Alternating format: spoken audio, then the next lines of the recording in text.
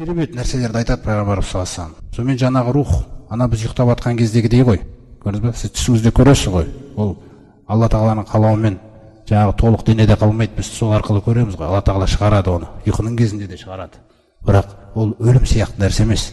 Міне сол жан, жаңағы пайғамбарымыз саллаллаху алейхи вассалам айтады, иннал мәййита дейді, жаңағы мұъмин болып қайтыс болған адам дейді да. Сол қабірде муссилати шамсу инда ғурубиха. Әбден ана намаз деген нәрсеге үйреніп қалған ғой жаны. Ақшам намазы деп біз нетеміз ғой, мысалы жаңағы ақшам намазы тез оқу керек дегендей. Сондай бір қатты уайымдаған нәрсені айтып отыр ғой пайғамбарымыз саллаллаху алейхи вассалам. Сол қабірге кірген кезінде дейді, күннің батып баратқан уақыты сияқты көрсетіледі дейді көзіне. Қараңдаршы.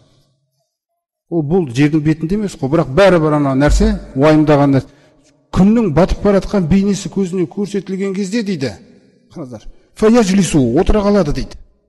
Ямсаху айнайхи, екі көзін сипалап, дауни усулли, намаз оқып жіберейші деп айтады дейді.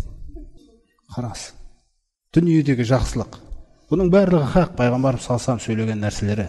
Әрине оны дәл нәрсесіндей, дәл көрінісіндей ешкім баяндап бере алмайды, бірақ жалпы мұъминнің жүрегі түсінеді пайғамбарымыз саллаллаху алейхи вассаламның не айтып жатқанын.